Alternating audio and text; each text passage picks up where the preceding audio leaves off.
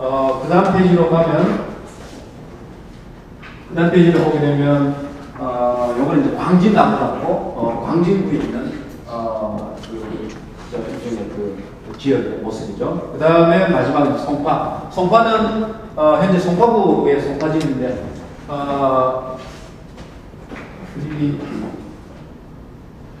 이 그림을 보면, 이 그림 잘 안 보일 텐데요. 이 그림이 한강의 옛날 한강 모습을 그나마, 그러니까 지금 같은 한강으로서 변하기 이전의 모습을 항공사진으로 찍어가지고 이제 이게 모아놓은 장면입니다. 그래서 정확한 한강의 모습은 아닙니다만 그래도 원한강이 어떤 모습인지를 짐작하는 데 많이 도움이 되는 그런 이제 그림이라고 사진이라고 하는데요. 요 지금 내가 발표한 내용은 강의한 내용은 2011년인가 12년에 서울시 한강위원회 내가 부위원장으로서 실제 시민을 대상으로 해서 발표했던 내용입니다. 자, 그래서 요 지금 이 그림을 보면 여기 지금 암하게 된 데가 경산 유흥지입니다. 유흥지고 여기 아마 이쪽 쯤에서가 아마 구리시하고 서울시하고 경계되는 광진구가 되는 것 같고요. 요 지금 하얗게 되는 부분이 어디냐면 어딘지 아세요? 지금 잠실입니다. 잠실. 완전히 사라진 잠실입니다.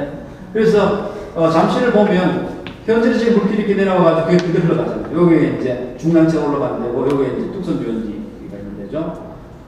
지금은 요 지금 하얀 잠실에 모래섬이 다 사라졌죠. 왜냐하면 전반전 그때 강을 이렇게 구조변경했죠. 원래 강이 이제 이렇게 흘렀습니다. 이렇게 흘러가지고 이렇게 흘러갔는데 이때 이제 형성됐던 나루가 바로 이렇게 밑에 흘러가면서 형성했던 나루가 바로 앞에서 내가 보였던 이 송파 나루입니다. 송파지. 지금은 완전히 사라진 거죠. 자, 그래서 지금 뭡니까 이 잠실은 이게 아마 70년대 후반에 80년대 초반에 잠실을 이제 대대적으로 개발하면서 그 물길을 이제 바꾼 겁니다. 바꿔가지고 남쪽으로 흐르는 이 물길을 이제 막고 그야말로 여기는 이제 터서 지금 같은 그야말로 서울 잠실운전 앞에 있는 이 뚝섬유원지 그런 이제 물길이 있었던 것이고요. 그 다음에 여기도 마찬가지 섬이 많았습니다. 여기 이제 압구정섬인데 여기 중랑천이고 여기도 옛날 제자도라는 섬이 있었습니다. 섬이 있었는데 이 또한 한강 개발하면서 섬이 완전히 사라지면서 현재는 지금 전체가 이제 물길이 돼요. 여기를 옛날 동호라고 불렀습니다. 동호란 말은 동호대교 있죠? 그 동호는 동쪽에 있는 호수로 할 정도로 생각보다 여기가 상당히 그 중랑천하고 한강이 만나는 여기는 커다란 수면을 갖고 있었던 굉장히 잔잔한 수면을 갖고 있었던 그런 지역이 있습니다. 근데 어쨌든 간에 현대는 이렇게 사라졌고 그 다음에 여기 보면 지금 하얀 모래가 있는데 여기 어디냐 이천동입니다. 이천동 아시죠? 이천동 동부 이천동 동아파트 있는데 거기에 거기 이야기하는데 이 70년대 초반 하더라도 이 모래사장이 그대로 남아있었고 60년 후반 대통령 선거할 때 여기가 가장 중요한 유세장이었어요. 유세장. 김대중 대통령하고 김대중 씨하고 박정희 씨가 이제 그 당시 중요한 이제 후보자들이었잖아요. 그러면 그 사람 연설하면 여기 와서 모래사장에서 후보를 연설했는데 그야말로 장관의 사람 부름같이 모르는 그런 곳이었습니다. 자, 이곳이 바로 제방을 쌓아서 모래를 팔아먹고 거기다가 지금 현대 동아 아파트 같은 그런 아파트를 지은 거예요. 그게 이제 한강 개발 시작점이었습니다. 김은옥 시장. 그렇게 해서 김은옥 시장이 이게 재미가 있는 거예요. 제방을 쌓아가지고 땅을 만들어가지고 모래를 팔아먹고 집도 짓고 돈도 벌고 그 재미를 어디다 적어놨냐. 그 다음에 이제 여기다가 적어놨냐. 여기가 바로 여의도입니다. 이해되시죠? 여의도인데 여의도 아다시피 옛날에 거기가 뭐가 있었냐. 비행장이 있었죠. 기도 공항 같은 거 비행장이 있었고 이 여의도는 상당히 중요한 땅이었습니다. 어쨌든 간에 여의도에다가 이른바 윤중계도죠. 그 섬을 따라서 이제 그 제방을 쌓게 되면서 그 땅이 온전하게 물이 잠기지 않는 아주 옥토가 되어버린 거예요. 옥토가 되면서 거기다가 이제 아파트를 시작하죠. 바로 이촌동의 개발 방식을 그 다음에 학대 적용한 것이 바로 이제 여의도 개발이었습니다. 여의도 개발하면서 서울의 최초 이제 고속도로가 노량진에서 여의도까지입니다. 이렇게 해서 한강 제방을 이제는 윤중리만 쌓는 것이 아니라 교통량이 많은 그런 곳에 이제 제방을 쌓고 고속도로를 놓기 시작합니다. 자, 그러다가 그 방법이 이른바 연동개발 이제 쪽으로 전면적으로 이제 넘어가게 됩니다. 이해됐어요? 그렇게 해서 80년, 60년, 70년대 되면 연동이 이제 그야말로 천지개발하는 이런 이제 변화가 바로 첫 번째 이촌동 개발, 두 번째 여의도 개발, 세 번째 연동 개발로 옮기면서 도시 발전이 주되는데 이와 같이 도시 서울의 어떤 개발은 그대로 한강의 어떤 개발을 관료가 그대로 맞물렸을 겁니다. 자, 그래서 도시가 옛날에 여기 있던 것이 이제 도강을 해가지고 남쪽으로 넘어가다 보니까 자연스럽게 한강이 우리 이제 도시 사람들 삶의 품속으로 들어오게 됩니다.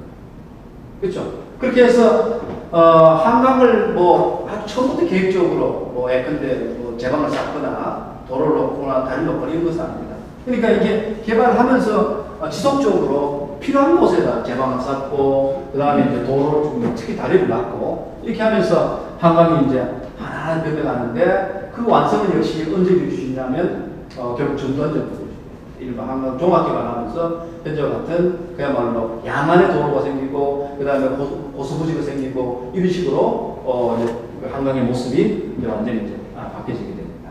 자, 그 이야기를 조금 더 풀어서 내가 이제 하게 되면 그 밑에 보면 한강의 변화에서 자연에서 탈자연으로 그 다음에 다시 우리가 이제 제자연으로 이제 돌아가는 이런 이제 과정들을 한강의 개발 역사 정책들이 보여주고 있습니다. 자, 그럼 1차적으로 보게 된다면 1968년과 74년 사이인데요. 대개 이때는 한강의 이제 홍수 예방을 중심으로 해서 여러 가지 이제 사업을 하게 됩니다. 그렇게 해서 아까 얘기했다시피 이제 지수라는 것이 우선이 돼서 한강에 대한 1차 이제 여러 가지 정책들이 나오게 됩니다. 이때 바로 이제 제방 축조를 하게 되고요. 제방도로를 이제 건설하게 됩니다. 그래서 이게 이제 자연의 어떤 모습이 바뀌어져 가는 것에 굉장히 중요한 시작점이 바로 제방을 쌓습니다. 제방을 쌓으면서 총 6개의 어떤 그런 지방을 쌓고 그 다음에 74km의 연장을 쌓고 한 20m 폭원의 제방도로를 설치하게 된다는 겁니다. 따라서 이 대규모 제방 축조라는 것이 바로 한강 지수의 가장 대표적인 어떤 그런 예라고 이제 상징이라고 볼 수 있고요. 이것은 한강의 자연성을 거세하는 것의 첫 번째 하나의 출발점이 바로 제방을 쌓는 것으로 시작된다는 겁니다. 자, 그렇게 해서 이 제방을 쌓는데 이 제방을 쌓아가지고 그냥 홍수를 지키는 것도 좋은데 결국 제방을 쌓아가지고 제방도로로 써버린다. 제방도로라는 지금 본다면 강변강북도로나 88도로, 올림픽도로를 자, 이것이 도시를 하천을 인공화시키는 뿐만 아니라 자동차 이전용 도로를 설치한다는 것은 바로 뭡니까? 자연과 인간을 분리하는 가장 큰 장애물입니다. 그래서 한강의 자연성 회복의 가장 큰 장애물이 지금은 바로 뭡니까? 알고 보게 된다면 내가 보면 도로라고 해요. 자동차 전용 도로. 그래서 나는 늘 그렇게 합니다. 한강의 이 자연성 보고는 한강 그 양안에 있는 이 자동차 전용 도로를 없앨 때까지는 나는 보고는 안 된다. 그만큼 아주 근본적인 어떤 그런 가치 문제를 바로 이 자동차 전용 도로를 갖고 있는데 문제는 이게 워낙에 이제 서울에 현재 지금 이 도시 중앙을 동서로 연결하는 아주 중요한 도로가 되기 때문에 이 서울의 어떤 교통 체계가 되게 지금 그쪽으로 중심이 되어 있습니다. 그러다 보니까 예컨대 그 양안의 도로를 없애자는 데에서는 되게 좋다 허락하면서도 그다음 어떻게 할 것입니다. 그다음 동서교통 문제라든가 이런 거 다 어떻게 할 것입니다. 거기에 대해서 우리가 이제 답을 못 주다 보니까 우리 일방적으로 주장하고 늘 또 정책은 전혀 관계없는 정책이 되겠습니다. 그래서 내가 미리 이야기한다면 이건 박 시장한테도 여러 차례 이야기했는데요. 이거 하루쯤에 해결될 수 있는 문제가 아니다. 누구나 아는 사실이에요. 대신 장기적으로 도로를 없애는 그 계획을 우리가 세워야 된다는 거예요. 장기적으로 없애는 계획을 세우고 그 다음에 중단기적으로 할 수 있는 여러 가지 정책들이 나와야 된다는 거죠. 구체적으로 우리가 뭐를 그 양화도로로 쓸 수 있는 방법입니까?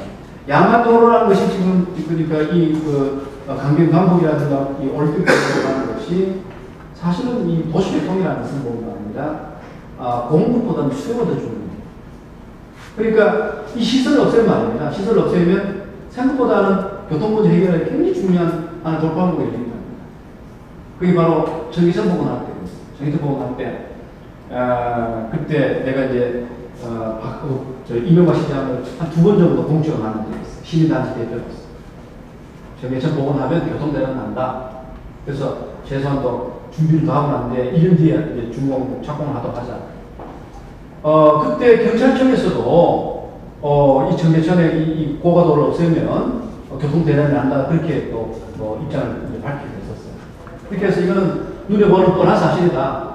그렇기 때문에 그런 것에 철저한 대비를 하고 난 뒤에 전개천 복원을 해야 된다 해서 우리 이명박 시장은 2번이나 했는데 어쨌든 그 받아들이지 않았어요. 안 들었는데 그 이후에 이제 그 부시장, 그 양준직 부시장이 내가 잘 아는 분이 있어요. 그분이 나한테 개인적인 하더라고요. 그 정신 때문에 내가 아주 오래된 친구 관계가 깨져버렸는데 어쨌든 간에 그 양반이 나한테 이야기해요. 당신네들 말이야 와서 뭐 떠들었지만은 다시 말해서 이 복원을 하면 교통대란 난다고 했지만 자기는 자기하고 그리고 부시장하고 이명박 시장은 대란 안 날 것을 확신했대요. 왜 확신했냐니까 아니 도로 없는데 자동차 갖고 들어온다. 이해됩니까? 도로 없는데 자동차 갖고 들어온다. 그 이야기예요. 그러니까 무슨 뭐 예측을 제대로 해가지고 뭐 예컨대 대기실을 강구해가지고 교통대란이 안 난다는 그런 것이 아니라 시설이 없어지고 사라지기 때문에 자연스럽게 자동차를 모르는 사람들은 그걸 알고 자동차를 안 갖고 온다는 거예요. 실제 그 설명이 들어맞았어요. 이해되시죠? 자, 그만큼 지금 동서를 연결하는 양안도로가 중요하지만서도 나는 그 도로는 없애고 대체 도로 가지고 충분히 소화가 가능하다고 봅니다. 자, 그렇다면 현재 동서의 이 교통량이 얼만큼이고 어떻게 연결되어 있고 그 다음에 그 시작점과 종점이 어디에 있고 이걸 잘 분석해서 그것을 주변으로 분산시키다. 이해되죠? 가령 정말 양안에다가 지금 같은 자동 전용도를 놔야 한다고 한다면 나는 그것을 가령 압구정동 같은 데 재건축하잖아요. 재건축할 때 그것을 단지 속으로 넣잖아요. 단지 속으로 넣어 지하하고 혹은 완전히 뒤에 있는 뭐 대란으로 빼고 이런 식으로 해서 그 전용도로를 가령 우리가 뭐 50년 계획이라든가 뭐 70년 계획을 세워서 그런 교통을 분산하는 이런 정책들을 도로 구조를 바꿔가는 정책들을 추진하게 된다면 나는 한강 양안에 있는 도로 철거가 가능하다고 봅니다. 이해되시죠? 도로가 없다면 정말 우리는 한강을 자연스럽게 할 수 있어요. 온갖 여러 가지 그냥 한강을 가지고 워터프론트를 만들 수 있을 거예요. 그렇지 않아요? 훨씬 더 세계적으로 이용할 수 있는 거예요. 그렇지 않아요? 자, 어쨌든 이런 한강 자연선 회복의 가장 큰 걸림돌이 되는 이 자동차 전용 도로가 바로 이때 이제 만들어요. 네? 그래서 결국 자연과 사람의 분리가 바로 자동차 전용 도로. 자동차 전용 도로가 생기다 보니까 그 다음에 따라서 가는 게 바로 뭔가 하면 아파트 단지가 들어갑니다. 이해되시죠? 한강은 이쪽에 그 여러 가지 위험 요소를 갖고 있다고 봤기 때문에 다스려야 된다고 봤기 때문에 가장 멀리 둔다고 했습니다. 그리고 그 사람들이 접근성이 이제 좋지 않고 또 피하려고 하다 보니까 거기다 도로를 놓은 거예요. 그러다 보니까 이 도로를 놓자마자 제방이 쌓여지면서 이제 재배지라고 해서 우리가 제방 밖에 있는 땅들은 이용할 수 있는 땅이 되는 거예요. 자, 그게 이제 한강변에 대규모 아파트 단지가 들어서는 거예요. 그런데 도로가 들어서고 아파트 단지가 들어서면서 이중적으로 우리 한강 접근성을 막는 이중의 자체가 되거든요. 그렇게 해서 지금은 도로 플러스 한강변에 있는 고층 아파트 이쪽에 이 띠가 한강을 그야말로 우리 사고로부터 멀리 놓게 하는 가장 중요한 장면이 되고, 그렇죠? 다른 걸 몰라도 도로는 절절히 되고, 그 다음에 아파트도 이제 환경 친화적인 것을 바꿔내, 대표적으로 높이가 되고, 그 다음에 여러 가지 접근성을 중간에 넣어주는 거, 뭐 이런 것들이 이제 우리 주변부 관리에서 중요한 이제 하나의 과제로 됩니다. 자, 이런 것들이 모두가 한강 개발하면서 이런 이제 조건들이 생겨났다. 자, 그래서 한강은 현재 그 홍성태 교수가 쓴 한강 개발과 파괴라는 이 글을 읽어보게 됩니다. 한강은 이후 88 서울 올림픽을 앞두고 한강 종합개발 사업이 추진되기까지 20년 가까이 시민에게서 멀어진 공간이 되어버렸다. 이래죠?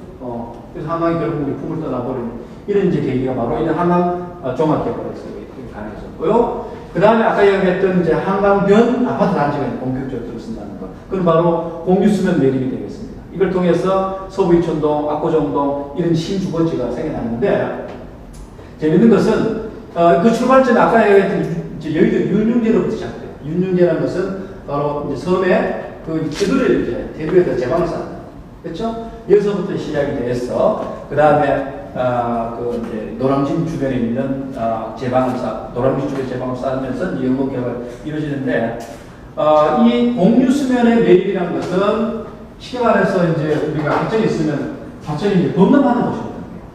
그렇죠? 이 공유수면의 매입이라는 것은 그 다른 말 한다면 무슨 말이에요? 한강에 물길이 지가 흘러갈 곳을 인간이 써버린다 그런 이야기예요. 이해되시죠? 그렇게 해서 이 몸이 가천이 갖고 있는 이 자연성을 그야말로 근본적으로 이제 우리가 이제 거스시켜버려요. 이해되시죠?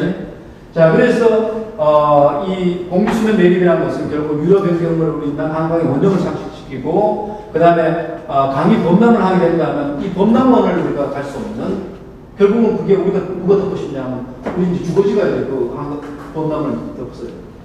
그렇게 해서 망원동이라든가 신천동 이런 데 주기적으로 홍수가 났던 것은 바로 한강이 지각을 흐르는 자리인데 인간이 들어가 살게 되면서 결국 겪을 수밖에 없는 그 자연의 보복이라고 보는 거예요. 이해되시죠? 그러니까 해서 이제 하중 생태계 교란이라든가 강 주변에 이제 대규모 아파트가 들어서면서 결국은 하천의 유형 기능이 이제 사라져버려요. 이런 것이 바로 공유수면 매립에 의해서 가능해진다. 뭐 지금으로 친다면 60년, 10년대 공유수면 매립은 그야말로 그 당시에 김현욱 시장 같은 사람 입장에서 굉장한 치적입니다. 왜 되죠? 모습 땅, 사람이 쓰는 땅을 바꿨다. 자연의 땅을 사람이 쓰는 땅을 바꿨다. 그 당시에 와서 획기적인 개발이었습니다. 하지만 지금 보게 된다면 그만큼 자연이 이제 거세함으로써 그 자연의 보복이 우리한테 이제 피로 다가오는 그런 것의 시작점에 다름 아니라는 거예요. 그런 것 그 당시 생각을 못하는 거죠. 그렇죠? 결국은 자연산 보복이라는 것은 우리 개발의 그 과정들을 다 거슬러 올라갈 수밖에 없는 이런 이제 하나의 점이 이제 나옵니다. 자, 그렇게 해서 이제 한강이 이런 이제 이 그림을 보게 된다. 원래 한강 물길인데 이제 제방을 쌓아가지고 이제 여기 갇혀서 물이 흘러요. 그렇죠? 사람들이 만든 어떤 그런 구조물의 어떤 형상에 따라서 물길이 형성되는 이런 것이 가능해지는데 아까 얘기했다시피 물길이 지가 흐르면서 수생태계를 만드는데 인간이 예컨대 제방을 쌓고 예컨대 물의 깊이를 5m, 6m 해결적으로 유지하고 그러면 그만큼 이 수생태계가 단순히 사라지고 해결해야 된다는 거죠. 쉽게 말해서 얕은 물에 살던 고기들은 사라지고 깊은 물에 사는 고기가 있는 거죠. 그렇죠? 그 유속이 빠른 데 살던 그런 고기는 사라지고 유속이 늦은 데 적용할 수 있는 고기만 사는 거죠. 그 다음에 이제 오염이 심하면 그만큼 오염이 높은 오염에 살 수 있는 잉어 같은 그렇죠? 이런 이제 오염에 강한 그런 이제 어류들이 살게 돼요. 뭐 이런 이제 것으로서의 생태계의 변화가 생깁니다. 그러니까 겉으로는 안 보이지만 그 속은 생태계가 구조적으로 변하는 겁니다.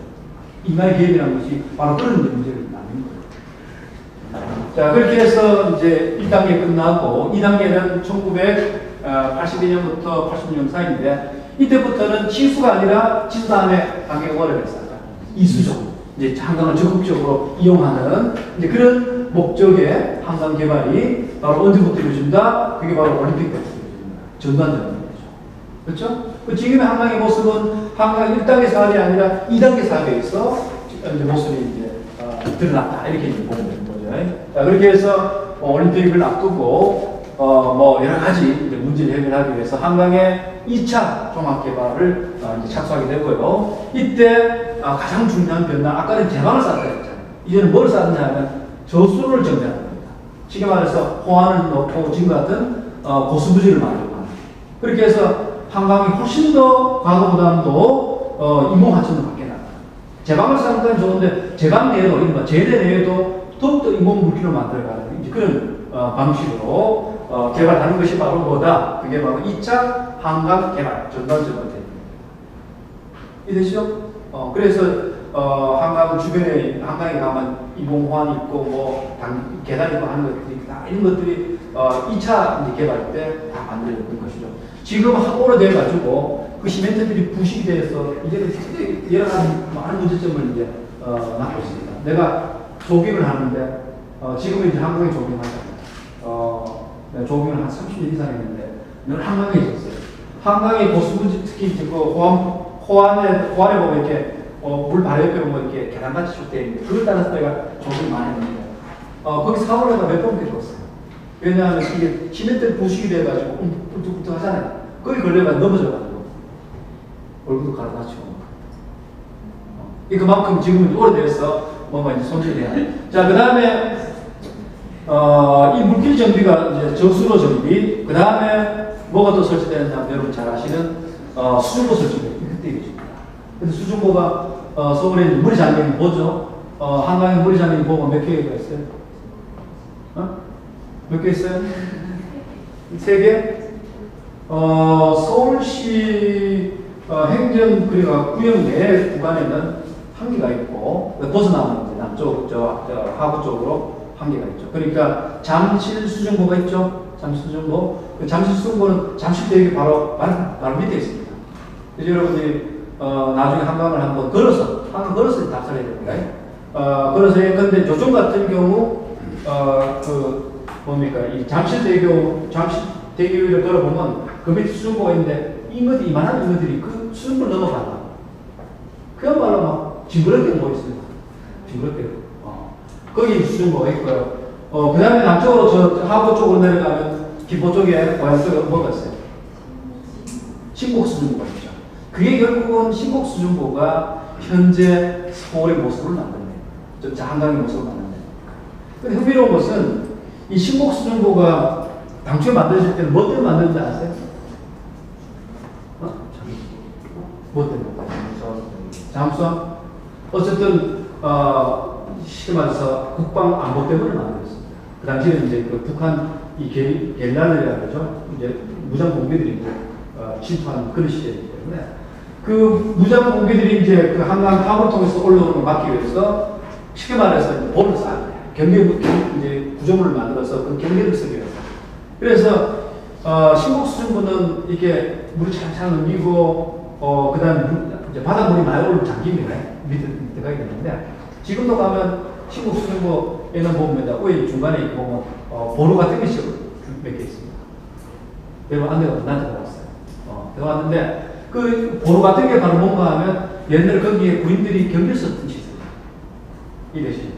자, 그렇게 해서 이 신곡수중보는 지금은 뭐 치수라든가 이수라든가 뭐 홍수관리 그 다음에 뭐 이런 것을 위해서 만들어졌다 합니다만 그 시작점은 출발점은 결국은 경계 공부를 하기 위해서 만들어졌다 이렇게 볼 수 있습니다. 어쨌든 이 두 가지가 현재 한강의 모습을 만들어낸 결정적인 중에 하나의 그 시설물이 된답니다. 그래서 이제 그 인공 저수로가 만들어지고, 그 다음에 수중보가 만들어지고, 그 다음에 호안이 또 만들어지고, 그렇게 해서 저수로 정비, 수중보 설치, 콘크리트 호안, 이걸 통해서 한강의 이 물길은 그야말로 우리의 눈높이에서 보면 굉장히 정비된 한강 물길이에요. 정밀하게 이렇게 정비되어 있지만은 사실 그 이면을 보면 수심이 해결적으로 이렇게 동일화되고, 유량이 이제 일정한 양을 계속 유지하게 되고, 속도도 일정한 속도로 계속 유지가 되고, 폭은 또 별로 큰 변화 없이 그냥 뭐 500m, 300m 쭉 떨어져요.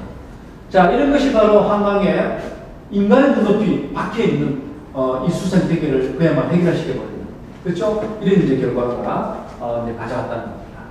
자, 그렇게 해서 결국은 이 생태적 다양성을 미덕을 하는 하천의 자연성이 이것에서 본격적으로 사라져버려요. 뭐 그렇지만 그때부터 한강의 그러니까 2차 한강 종합개발계획은 우리나라 근대화의 한 표상이었어요. 알았죠? 각종 하고에 그 잘 다듬어진 한강의 모습을 늘 전출했죠. 근데 알고 보이는 건 그만큼 그 자연을 폄하하고 잃어버린 그런 아픔이 있었다는 거 전혀 그 화면에서 안 나타납니다. 자, 그래서 여기 수중무 목적에 대한 이야기를 내가 적어놨습니다. 한국관리사에서 나온 내용을 이렇게 이야기 나왔는데, 이 내용은 바로 뭔가 하면 아까 이야기했던 안보 때문에 있을 수 있다는 거. 그런 이야기 내용으로서 적어놨고요. 그 다음에 이제, 이때부터 또 하나 만들어지는 자연성을 억압하고, 제약하는 시설물 중에 하나가 뭘 같아요? 자, 제방을 쌓고, 물길, 이제 이공물길 만들었잖아요. 그 다음에 이제 물길 옆에 있는 이른바 둔치, 고수부지라는 거는 이제 어때요? 이제 마음대로 쓸 수 있는 거지. 물이 안 넘쳐나요. 그렇잖아요. 자, 그래서 이 둔치가 이때부터는 바로 뭘 바뀌냐면 사람들이 이제 마음 놓고 노는 시민공원화가 됩니다. 한강공원이라는 말 많이 들어봤죠? 한강은 공원이 아닙니다. 여러분들 오늘부터 한강공원이라는 말씀은 정확한 표현이 아닙니다. 공원은 공원법에 의한 공원을 이야기하는 것인데 한강은 공원법에 의한 공원이 아닙니다. 그거는 하천법에 하천에 불과해요. 거기에 한강공원이 하지만 그건 법상 공원이 아닙니다. 말로 쓰는 그냥 공원이에요. 그래서 그거는 그냥 편의적으로 쓰는 것이기 때문에 여기서 말하는 시민공원이라는 것은 이용 공간으로 그만큼 바뀌었다는 겁니다. 자, 이렇게 해서 현재 서울은 한강에는 몇 명이 사는가 했어요. 6천만 명이 사는 이유가 널널한 고수부지가 생겼대요. 거기서 뭔가 진짜 다 할 수 있죠. 그렇잖아요. 축구, 야구, 뭐든 다 할 수 있다. 자, 이 고수부지가 결국은 유원지라든가 체육공원이라든가 파고라라든가 자전거 도로라든가 온갖 가지 심지어 경관축제도 하고 있다. 지금 서울시가 이 한강의 자연선 회복이라는 이유로 그런 빌미를 내세워가지고 한강에 나무를 지금 많이 심고 있는데 나무 심는 것은 나는 상대적으로 난 좋지 않다. 이래시죠. 왜냐하면 지금 이제 범면이 많이 안 됩니다. 그래도 6, 7년 갖고 싶어서 말하면 범면은 되거든요. 특히 고수부지도. 그러면 결국은 그게 이제 물 흐름이라든가 이런 것이 굉장히 엄청 방해가 됩니다. 그래서 지난 한 2년 전까지만 하더라도 한강 고수부지에다 나무 심는 걸 보고 최소화했는데 최근에 와서는 시가 나무 심는 정책을 적극적으로 필요가 있어요. 왜 그런지 아세요? 왜 갑자기 나무 심는 정책이 나왔어요? 지금 수조가 난다고. 응? 수정 나는 건 좋은데 그걸 밀식을 한다고 이렇게. 그게 막 큰 나무 있잖아요. 소나무도 심으시더라고. 나 모르사장에 소나무는 못 봤거든요. 근데 난 그 뿌리가 어디서 나오는지 모르겠습니다만 그 시장님이 그 나무 심는 줄 아십니다. 시장님이 길 있을 때마다 한강에 사람 그렇게 많이 사는데 버스 때 앞이 너무 안 된다. 나무를 심어서 그림만을 만들어줘야 된다. 그냥 그 말씀 자체로서는 그렇다지만 사실은 전체적으로는 건강하지 못합니다. 이해되시나요?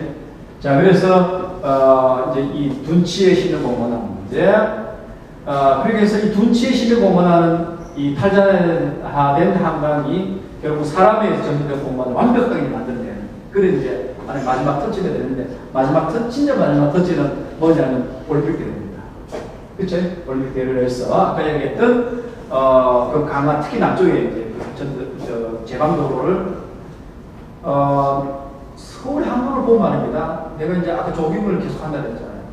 한강을 이렇게 이용을 해보면 한강이 하나도 쉬는 날이 없어요. 무슨 일이 있어도 뭔가 들어간치고 덧대고 뭘 계속해요. 고수부지는 고수부지대로 그동안 많이 했던 일이 이제 바로 이제 이 올림픽대로 끊임없이 확장하는 거. 지금은 이제 완성이 됐죠. 완성이 됐는데 어쨌든 고수부지라는 것이 그야말로 한강을 완전히 이제 자연으로 미안합니다. 이 올림픽대로라는 것이 양간도로라는 것이